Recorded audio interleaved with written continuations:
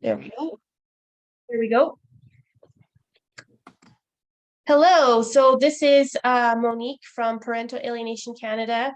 I'm meeting with Mr. Ashish Joshi. He's a U.S. attorney based in Michigan, Ann Arbor, and he is an expert and a very notable U.S. attorney who is an expert at representing alienation cases. And he has very generously contacted us and agreed to donate some of his time to speak to us today. He has a very impressive track record. Very knowledgeable and also very respectful. I was really impressed by all his past interviews that I've watched. And so we're really grateful to meet him today. Just so you know, a disclaimer, he's not licensed to practice in Canada. He is knowledgeable about jurisprudence and certainly can offer some insight into how to represent ourselves here for target parents, but he's not a Canadian lawyer. And yeah, so just want to say thank you. I'm just going to show the PAC group quickly just so that everybody knows who's hosting today. And I'm just going to share my screen to show you about what we do here. I am the lead admin at Parental Alienation Canada.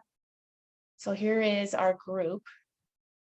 Oops. And so we have a Facebook group. If you need support and good information, we're not like an activist group. We're just about support and information because that's what's missing.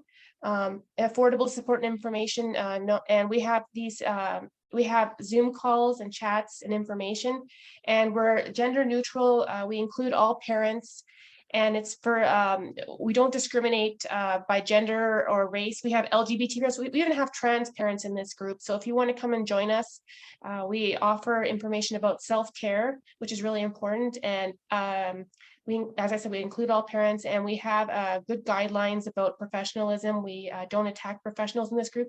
We welcome all people to come and learn about parental alienation and shared parenting. So if you'd like to come and join us, please do at our group. We even have French members, and we do also have erasing family screenings once a month, usually, to help give more information about shared parenting and parental alienation in Canada. So I will just stop that share. That's just a bit about us and what we do here at PAC. Okay, so Mr. Joshi, thank you so much for joining us today. Pleasure, Monique. Do you have anything that you'd like to say about yourself, just to introduce yourself? I'm very impressed by your background, but would you like to say a little bit about who you are? Sure. So I'm based in Ann Arbor, Michigan. I'm an attorney licensed in Michigan, New York, District of Columbia, that's Washington, D.C., and several federal jurisdictions. I'm not an attorney or a lawyer in Canada. I'm not licensed to practice law in Canada, but I do collaborate with foreign lawyers in many foreign jurisdictions on cases involving international child abduction or parental alienation. My legal training was originally based in India. I practiced law in India for several years before I came to Michigan for my master's in law. And I've been in the United States since 2002, practicing law in different jurisdictions. And over a period of time, my practice focused more and more on cases involving alienation, child abuse, domestic violence, and child abduction cases. Okay. Can you tell us, like, can you tell us about what you think, like, how would you define parental alienation? I mean, I've seen differing opinions on that. And can you also put that in context of how that's different from high conflict divorce, please? Sure. Parental alienation is a status. It's a fact. It's not a theory. It refers to a status where a child has rejected a parent or is strongly resisting contact with a parent without legitimate justification. And it usually happens because of a pattern of brainwashing and programming that is done by the favored parent, sometimes third parties as well. But the gravamen of parental alienation is that there is no legitimate justification for the child to reject that parent. Mm-hmm. And the second question focused on the high conflict cases. Yeah. A case involving alienation often has high conflict by definition. But when we talk about high conflict cases, they are not necessarily cases of parental alienation. For example, if two parents are simply unable to get along, they are unable to agree on parenting time, custody, treatment for a child, and whatnot, that doesn't make that case a case of parental alienation. It could be high conflict. You could see parties going back to court time and again. You could see various violations of court orders, contempt situation, and whatnot. If you're not, I'm just gonna mute that person, hold on. There you go, sorry about that. No worries. So a high conflict case doesn't necessarily translate into a case of alienation. Do you think that the term high conflict, when applied to an alienation case, like that term, I find sometimes can be quite harmful, because it's implying that the target parent is causing the conflict when they're not? Would you say? That's true. When we apply the label of high conflict case to a case of parental alienation, we have to be very careful, because the term implies that both parents are at fault, that both parents are simply unable to make decisions in the best interest of their child and are not able to co-parent and get along. Mm-hmm. Now compare that situation with a case involving moderate to severe alienation, where one parent is engaged in alienating behaviors, brainwashing, programming of the child, and using the child as a weapon against the other parent. And the other parent, the targeted parent or the rejected parent, is desperately trying to protect the relationship with the child, to protect himself or herself from false allegations, and is reacting to the alienating behaviors. So it would be improper and inaccurate to put the label of high conflict on those cases. Now, by definition, and as we see often, the rejected parent doesn't have to be perfect. It is traumatic and very painful to go through alienation. So what you often see in court is that the reactions that the rejected parent has to alienation and being rejected by the child, frustration, anger, outrage, anxiety, all of those reactions are then used against that parent and tried to pass off as causation. Just because, let's say, hypothetically, let's say the dad, who is the rejected parent, is very angry about losing out on parenting time. The father is very frustrated about how he's not getting anywhere in the court. No one's listening to him. No one's looking out. No one's doing anything about repeated violations of the court orders. And let's say files a very aggressive motion, sends out a letter to the guardian ad litem, or does something that could be seen as inappropriate on social media. Now that reaction to alienation is often shown as causation. In other words, that reaction is being passed off sometimes as, look how angry the dad is. No wonder the kid's afraid of him. No wonder the kid doesn't want to see the father. Yeah. Right. So what we ignore there is the baseline relationship as to what was the relationship like before the child began to reject the parent. What was their relationship like? Next question about the 5-factor model. If you could talk about that, especially as how do you use the 5-factor model when you're representing your clients for PA cases? Because I know that that's one of the 5-factor models. Is that what was the relationship like before? Isn't that one of the 5 factors? It is. So the 5-factor model was developed by professionals, including Dr. Baker, Amy Baker, and others as well. Dr. William Burnett has written a lot about it in peer-reviewed literature. And we have also seen the custody evaluators, court-appointed forensic evaluators use this model.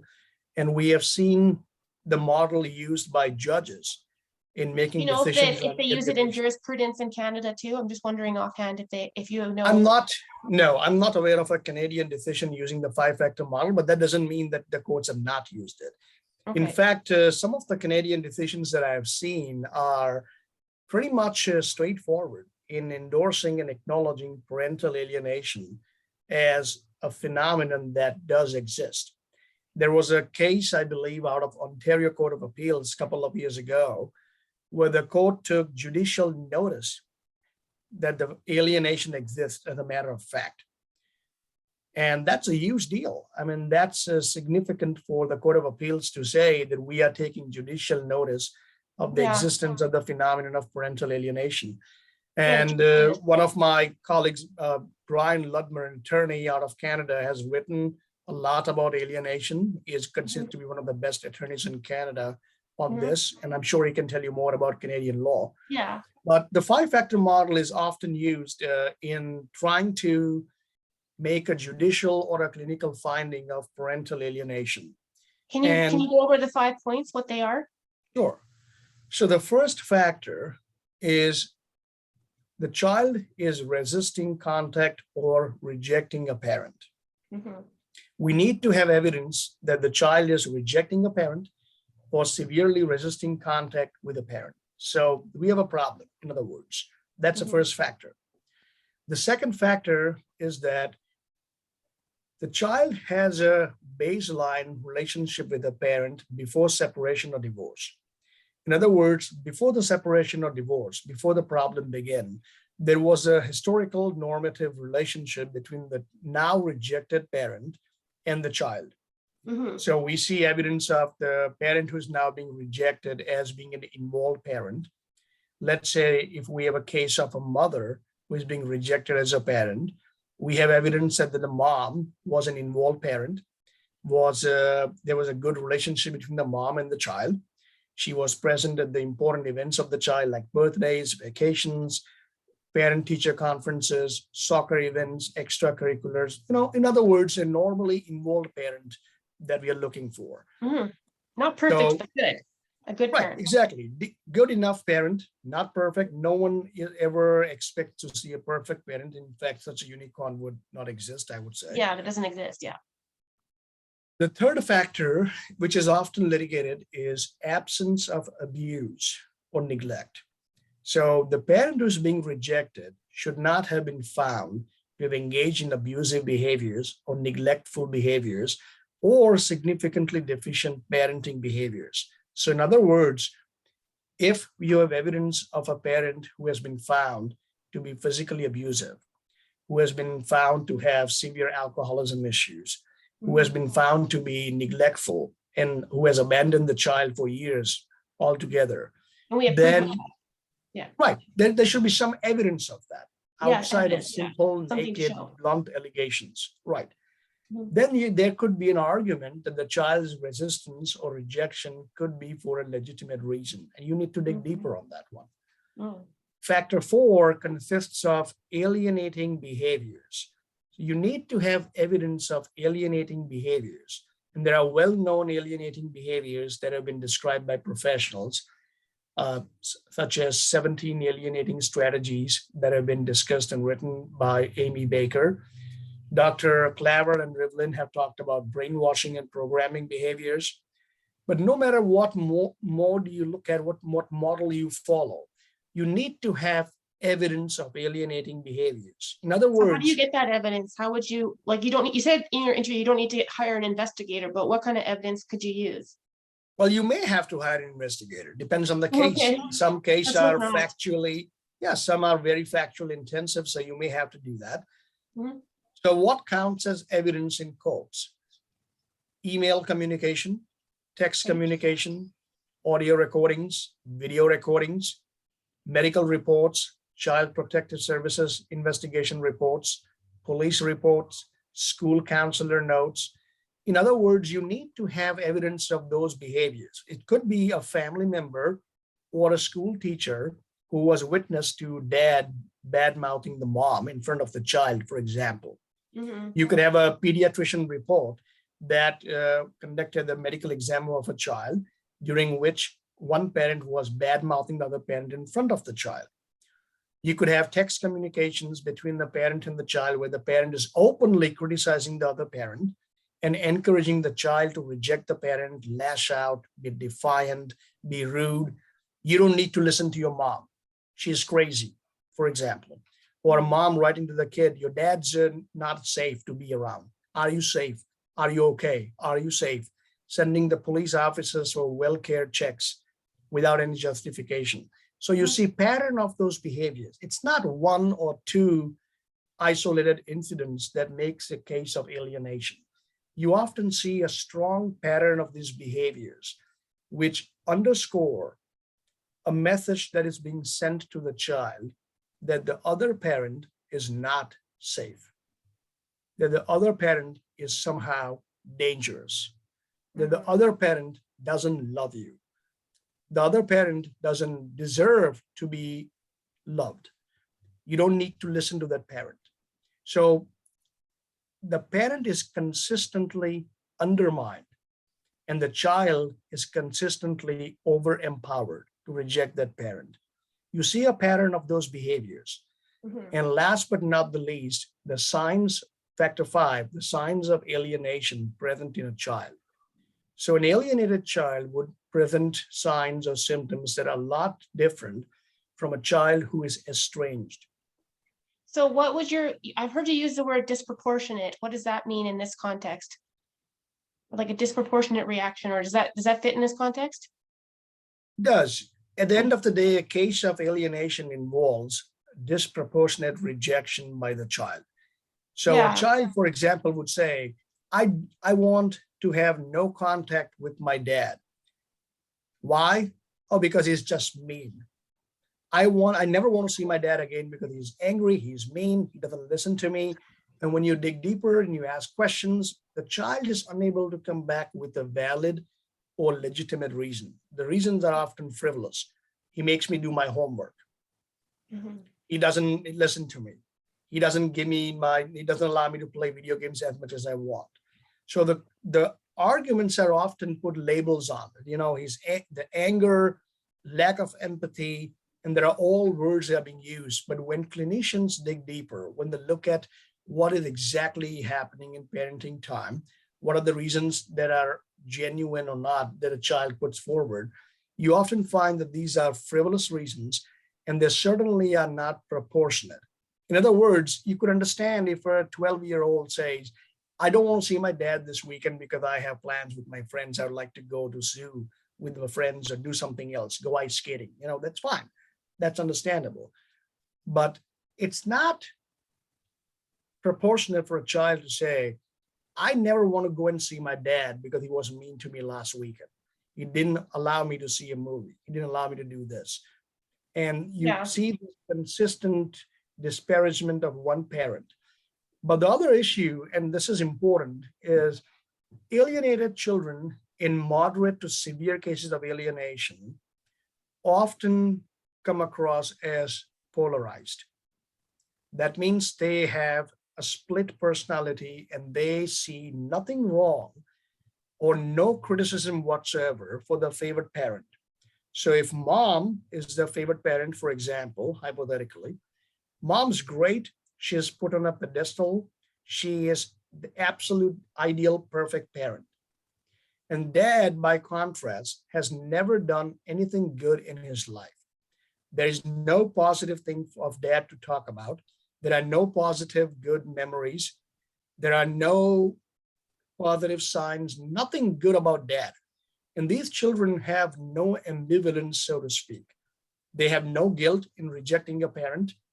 And they often talk about borrowed scenarios, things that they did not witness, things that did not personally experience, but they would talk about as if they themselves went through that.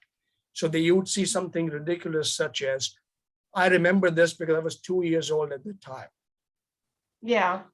No, I remember, even though the events that they're talking about never happened or allegedly happened before they were born or they were very young, these kids talk about those events as if they were there to witness those things because they have consistently heard the other parent talk about it. Okay, that makes sense.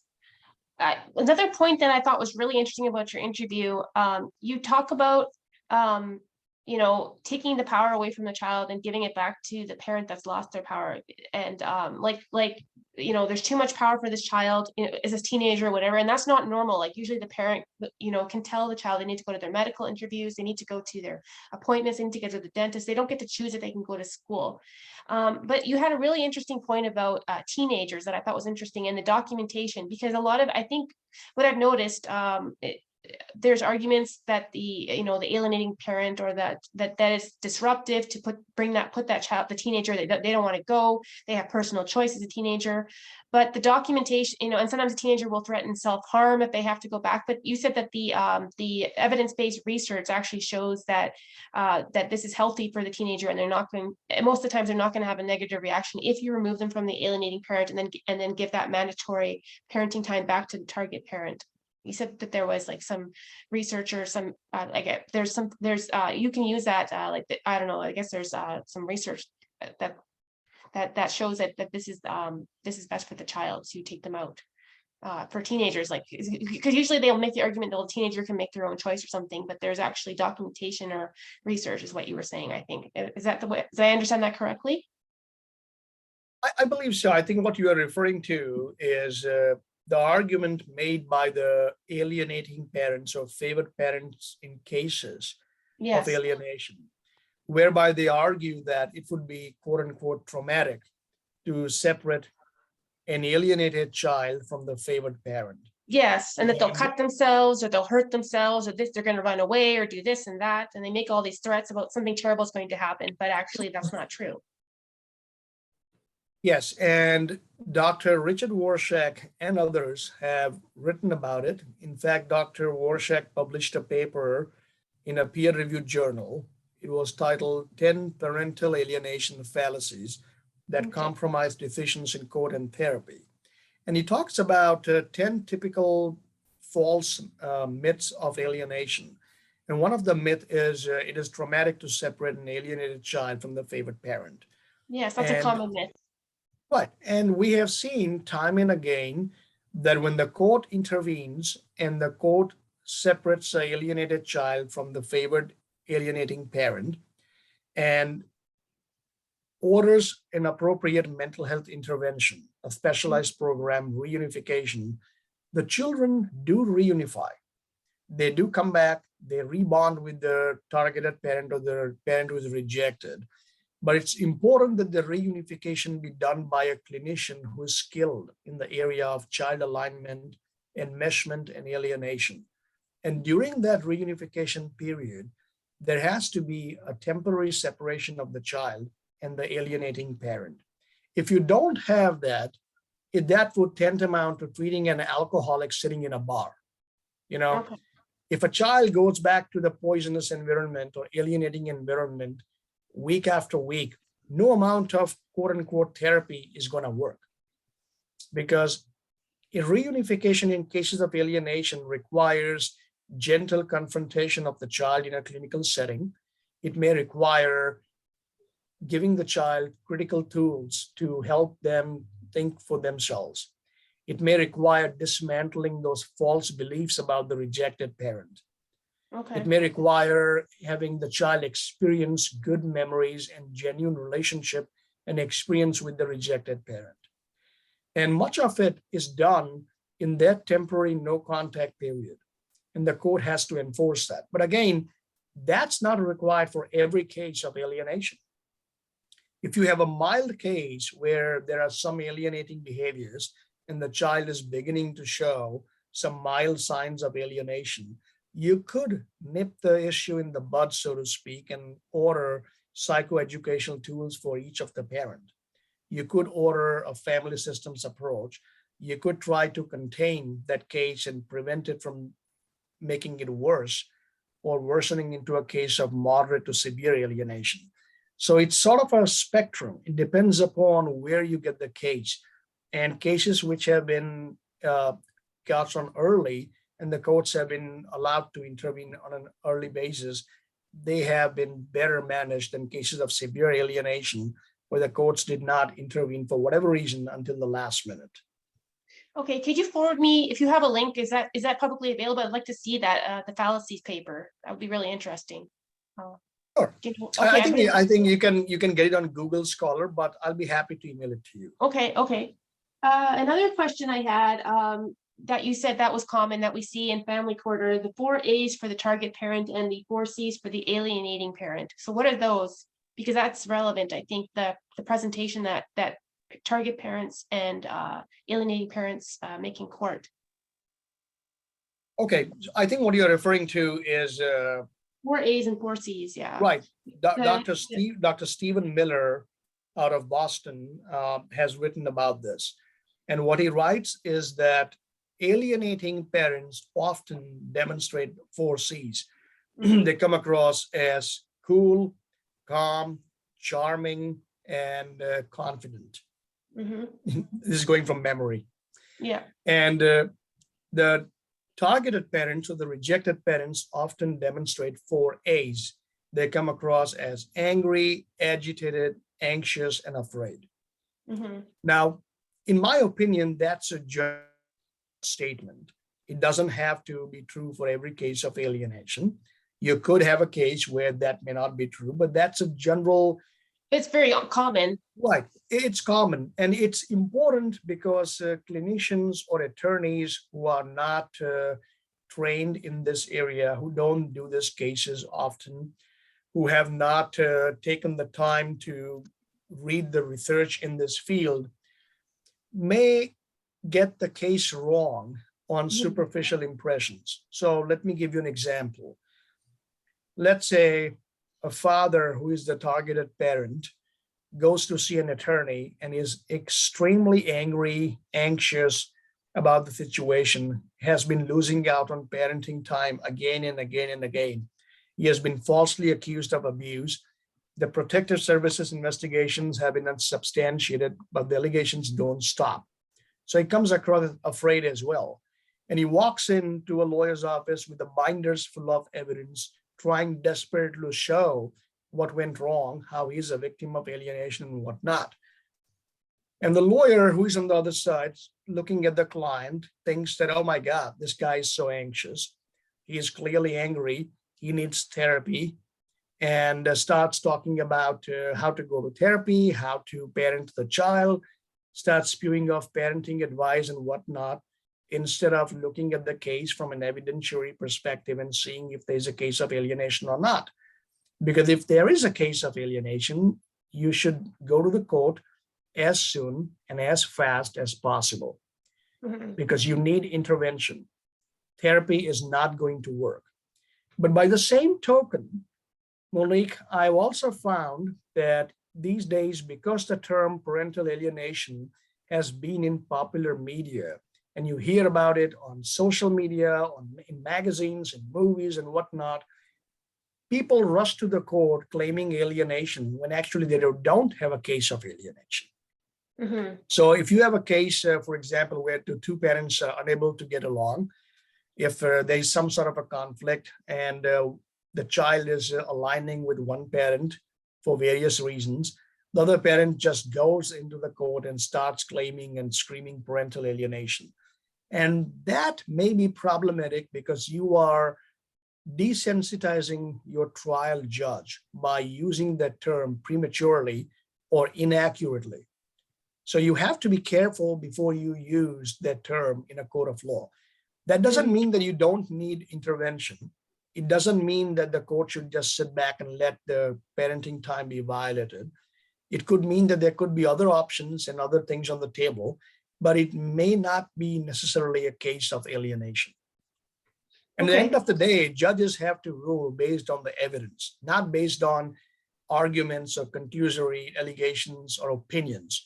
They have to have evidence in front of them in order to determine what sort of intervention is appropriate and when.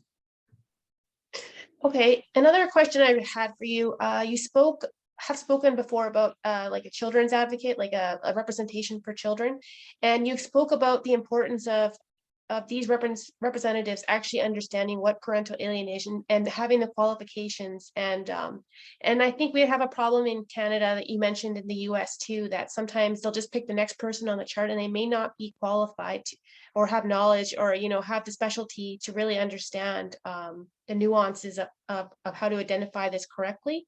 And I especially think that we have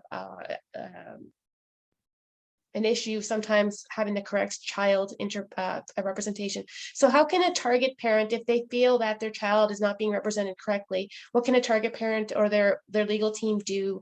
And I think you mentioned this needs to be done quite quickly. Like, you don't want to wait till after a report. You should have there should be something done about an unqualified child advocate quite early, I think you mentioned. So Well, I think a lot of effort has to be made on the front end. So okay. if you are being asked to agree to an appointment of guardian ad litem, that's a phrase or the term that's normally used in the US. A guardian ad litem is not the child's attorney. Okay. A guardian ad litem typically owes the allegiance and obligations to the court as an officer of the court. Okay. And a GAL, he or she could be an attorney, or he or she could be a clinician, a mental health expert. For example, in Michigan, a guardian ad litem doesn't need to be an attorney, although majority of the GALs appointed happen to be lawyers.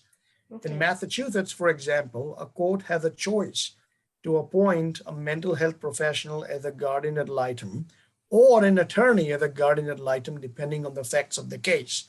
But they So do need if to they, understand parental alienation, though, to do this, to represent a child. Wouldn't you say that they need to understand what this is? well, yes, but it's a broader concept than that. It's unfortunately there are no certified programs available on parental alienation as such, which you would waive a certificate and say, look, I've been trained in this. Mhm. But there are various programs put forward by various organizations, bar associations, clinical organizations, associations such as AFCC, State Bar, PASG, American Psychological Association, a lot of them. So they have to have some training and understanding of the phenomenon of alienation, estrangement, enmeshment. Mhm. And as a targeted parent, you want to ensure that your lawyer has done the homework and has tried to find the best professional suited to this case, not just someone who came across as the next name on the list, for example. So you do this homework early on before you agree to an appointment of a professional. And then the hard work begins about education of the professional. So you need to show them the evidence as to why you believe this is a case of alienation. And it has to Okay. be done in a professional way, in a Mhm. civil manner.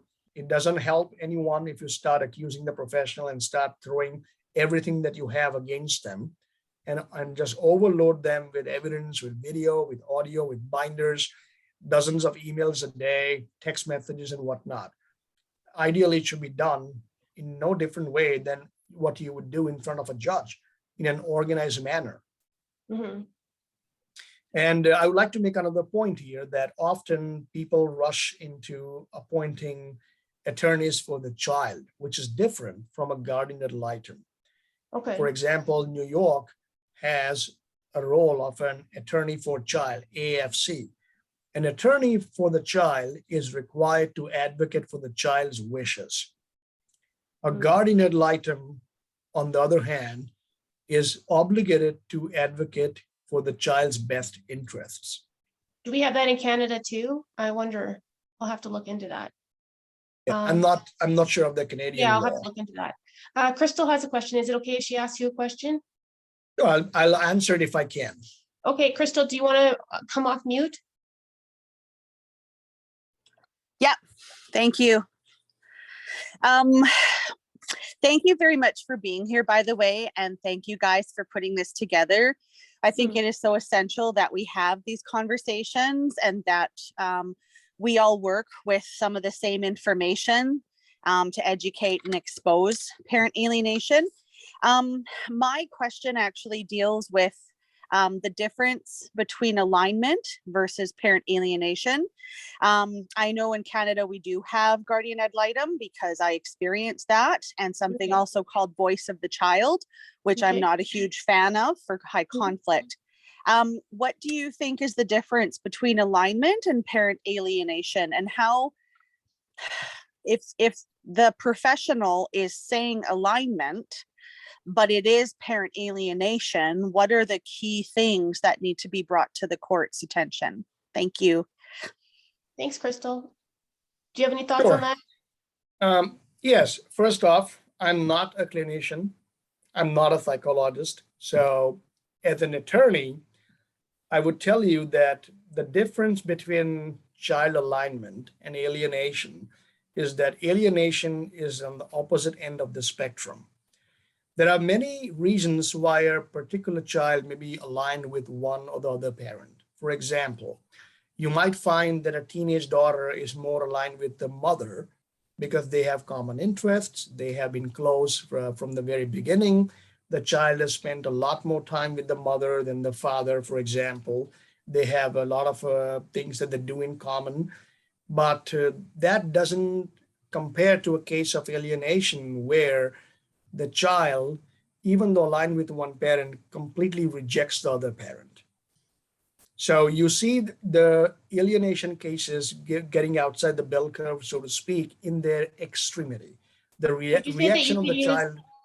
could you use the 5-factor model to differentiate between alignment and parental alienation? Like, could you use that, use the Well, 5 the factors? first factor in a case of child alignment, you don't have the child completely rejecting the other parent. Yeah, You so you might could see do the that. child saying, well, I want to spend more time with my mom or dad. I want to do more stuff with my mom or dad. But nevertheless, you see child interacting with the other parent, going on parenting time, doing some other activities and whatnot. Yeah, they don't Aliens reject the other are parent. Yeah. different. They are more polarized. They are on the more extreme side. Now, Crystal made an important point about the voice of the child. Mhm. And it's while it is important to have the children and give them a voice, it is not appropriate to give them a choice. Children should not be in the driving bus, and in no other sphere of law do we give children so much power compared to family law. In family law, sometimes cases get so ridiculous that the kids start dictating as to who they will see in parenting time, for how long, when, and whatnot. And once you start doing that, it's a slippery slope, and the cases become so far worse and nightmarish that it's impossible to get control of these cases. And the courts have made this point as well, that they are not going to let the kids call the shots, so to speak. Sorry, can I speak one more time? Sure, go ahead. Okay, when my son got a voice of the child, he was 12. And the court order that came about from all the nonsense that was in that order, I was a complete wreck. I was all the 4 A's you can imagine. The court order number 1 says access will occur if rider initiates contact. So the judge put all the decision making on the child who is Yeah. living with the alienator, who therefore, stopped all other forms of communication with me completely. So I know what you're saying, that the courts don't give children a choice, but my judge, and I was case managed in Canada, Alberta, Canada, Edmonton, she put it in the court order, point number 1, that access will be according to rider's choice. So I felt then, as I still do now, that is completely wrong. And I really want to overturn that because it's so much pressure on my son. It's not even funny. Like, I don't know if you have a comment to that. Well, I can't comment on any individual case because I don't know the facts of these cases. I mean, it's very easy to pass judgment on these cases sitting at a distance. And a lot of people engage in armchair analysis. And I understand how difficult these cases are. Judges don't have an easy job in determining these cases. Often, judges don't have evidence in front of them, only allegations. and the case has not been argued or litigated appropriately. But sometimes there are genuine issues of child protection or child abuse involved. And in those cases, the courts sometimes have to balance the interests of a targeted parent or a rejected parent and the child who has been traumatized for whatever reason. And the court wants to take baby steps and make sure the child doesn't get re-traumatized or further harmed. So I don't know exactly what happened in one case or the other, but generally speaking, it is not appropriate to give children a choice in terms of custody or parenting time decisions. It is appropriate to give them a voice, and in many jurisdictions, judges are required under the statute and law to inquire of the child and to obtain their preference on custody and parenting time. But that preference is qualified by the term reasonable, and it has to be reasonable preference. And there are cases where the courts have obtained the preference of the child, but have refused to give it weight because the preference was not reasonable. And the courts found that the child's preference to reject the parent entirely was a product of alienation and brainwashing. And therefore, we are not going to give that preference the weight that it should deserve if the preference was independent and reasonable. Okay, well, we're almost finished our time today, so I just want to say thank you so much for donating your time today to our Canadian group. I really enjoyed our chat, and it was really a pleasure to meet you, Ashish. Thank you. It was a pleasure talking to you, Monique. Okay, and I just want to tell you guys, I'm from PAC, the Parental Alienation Canada. We're not an activist group, we're an education and support group for parental alienation in Canada. Information and support for all you guys. It's a nonprofit and here in Canada. So please come join us at our Facebook page for more education and support. And please contact me if you would like to talk to me in the future. Thanks so much today, guys. That was great. And you look pretty slick in that tie. I love your tie, Ashish. Thank you. Take care. Everybody have a good day. Thank you so much. Thank you.